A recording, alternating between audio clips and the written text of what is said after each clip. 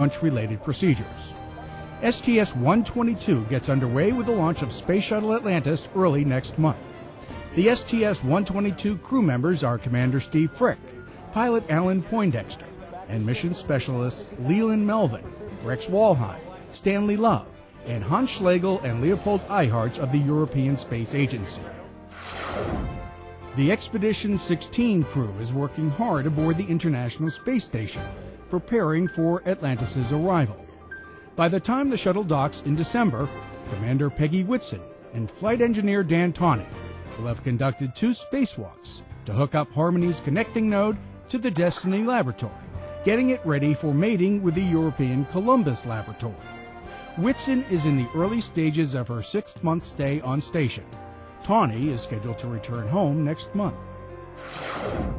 NASA Administrator Michael Griffin gave a lecture on space exploration at Georgetown University. Griffin said collaboration between nations can help solve the unique problems they face in space. My training in physics tells me that the problems and constraints are the same for everyone. The rocket equation doesn't change when it's expressed in another language.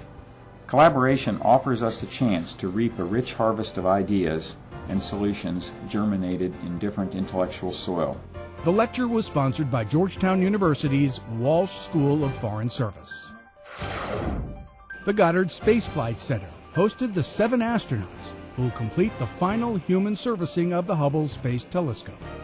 STS-125 Commander Scott Altman and crew worked in the high bay clean room with Goddard engineers and technicians in order to get familiar with the tools and procedures that they'll use during 5 spacewalks.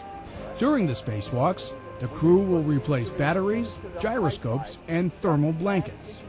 The successful completion of the EVAs should result in the extension of Hubble's operating life. The STS-125 crew will make 3 more trips to Goddard as part of its training for the HST servicing mission. The main parachute for Constellation program rockets had its 2nd test over the U.S. Army's Yuma Proving Ground in Arizona. Everything in the chute system functioned properly. Weighing a ton and measuring 150 feet in diameter, this parachute is the largest of its kind ever tested. It'll allow the first stage boosters of the Ares 1 and Ares 5 rockets to be reused after their safe return to Earth. NASA's Constellation program is developing the next generation of launch vehicles to get us to the International Space Station and the Moon. NASA's Exploration Systems Mission Directorate hosted its first Technology Exchange Conference in Houston. ESMD oversees development of capabilities and technology for human and robotic space exploration. The conference promoted dialogue between NASA and other government agencies, the aerospace industry, and academia. It focused on how astronauts and cargo will get to, live, and work on the Moon. Among the speakers were Constellation Program Manager Jeff Hanley and Apollo Flight Director Gene Kranz. A new exhibit at the National Air and Space Museum in Washington chronicles passenger air travel in the United States.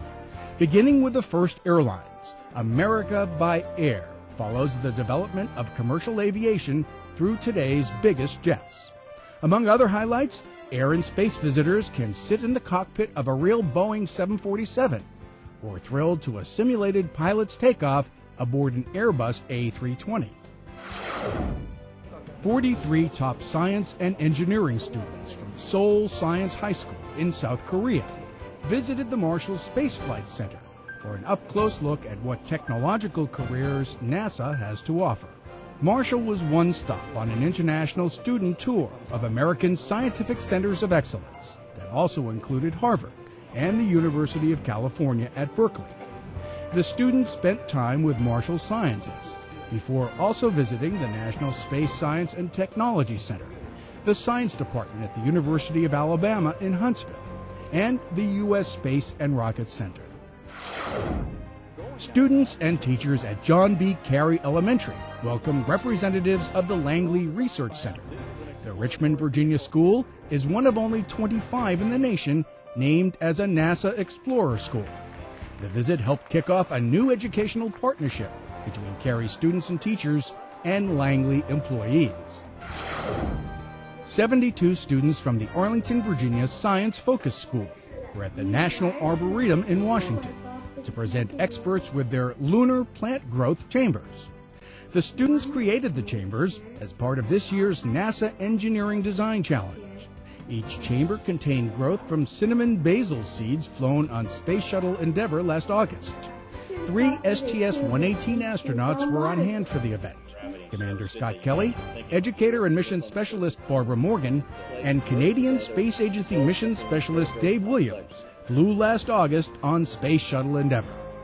The NASA Engineering Design Challenge allows elementary, middle, and high school students to explore how future space explorers can sustain resources on the moon.